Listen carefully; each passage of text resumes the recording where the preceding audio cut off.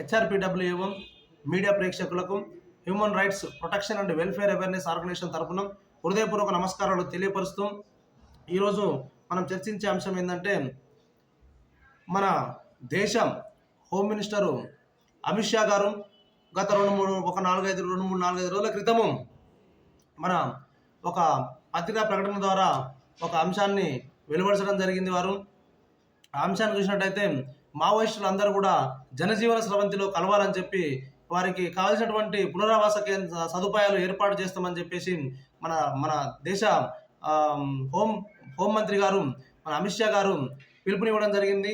నిజంగా వారు పిలుపునిచ్చిన తర్వాత ఆ అంశాన్ని వారి పిలుపునిచ్చినటువంటి అంశాన్ని మనం కూడా మన హెచ్ఆర్పిడబ్ల్యూఏ మీడియా ఛానల్ ద్వారా మన మావోయిస్టులందరికీ మనం కూడా వారందరినీ వేడుకోవడం జరిగింది.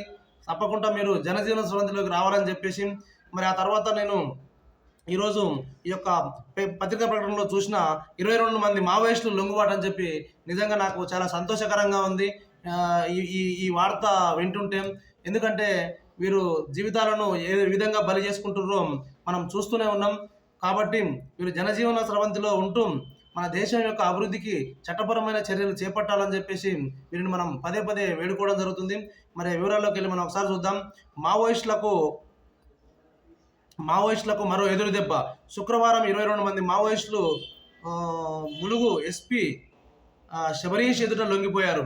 వీరిలో ఒకరు ములుగు జిల్లా వెంకటాపురం మండలానికి చెందిన వారు కాగా మిగతా వారంతా ఛత్తీస్గఢ్ వాసులు. లొంగిపోయిన వారిలో 7 మహిళలున్నారు. జిల్లా పోలీస్ కార్యాలయంలో ఎస్పీ శబరీష్ లొంగిపోయిన వారి వివరాలు వెల్లడించారు. పోరుకన్నా ఊరు మిన్న, మన ఊరికి తిరిగి రండి అనే కార్యక్రమానికి స్పందించి 22 మంది మావోయిస్టులు లొంగుబాటును ఎంచుకున్నట్లు తెలిపారు. వీరిలో 3 ఏసీఎం క్యాడర్ సభ్యులు, ఒకరు పార్టీ సభ్యుడు కాగా 18 మంది ఆర్బీసీ సర్కార్ కమిటీకి సంబంధించిన వారు ఉన్నారు. వెంకటాపురం మండలం యాకన్న గూడేనికి చెందిన మడవి మాస 2010లో పార్టీలో చేరి 2013లో ఏసీఎం క్యాడర్కు ఎదిగాడు.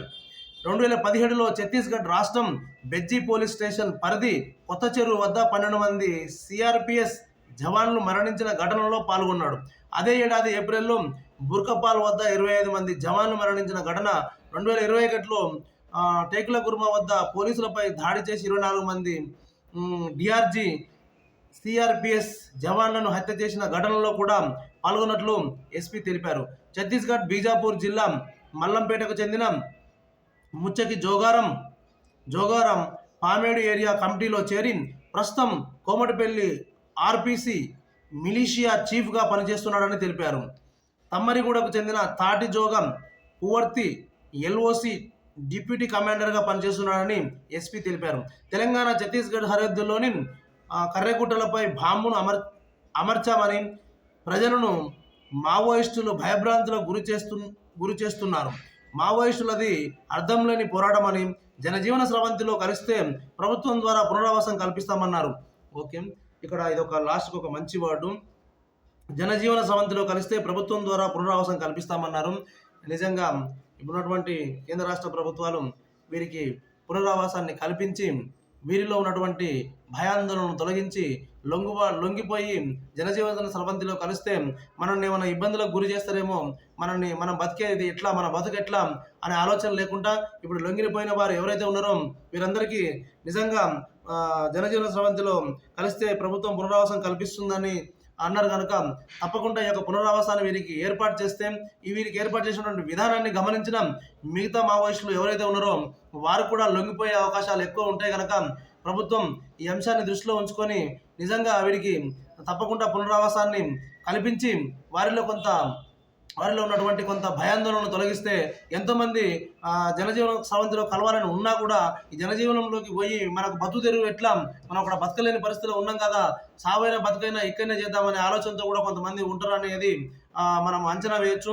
కాబట్టి ప్రభుత్వాలు దీన్ని దృష్టిలో ఉంచుకొని ఖచ్చితంగా లొంగిపోయిన వారు ఎవరైతే ఉన్నారో వారికి పునరావాసం కల్పిస్తే తప్పకుండా ఈ మిగతా వారు కూడా లొంగిపోయి జనజీవన స్రవంతిలోకి రావడం జరుగుతుంది. దీనివలన మన దేశం యొక్క అభివృద్ధికి మనము ముందుకు వెళ్ళడం జరుగుతుంది. అలాగే ఈ విధంగా లొంగిపోయిన మన ఈ యొక్క మావోయిస్టులకు human rights protection and welfare awareness organisation తరఫున మేము తెలియపరిచేది ఏంటంటే, మీరు లొంగిపోయి వచ్చిరు కనుక ఇక్కడ జనజీవన స్రవంతిలో మీరు ఎలాంటి చట్టవిరుద్ధమైన చర్యలు చేపట్టకుండా చట్టపరమైన చర్యలు చేపడుతూ ప్రజల యొక్క అభివృద్ధికి దేశం యొక్క అభివృద్ధికి మీరు తోడ్పడాలని చెప్పి నేను సవినయంగా కోరుకుంటున్నా. థ్యాంక్ యూ, ధన్యవాదాలు.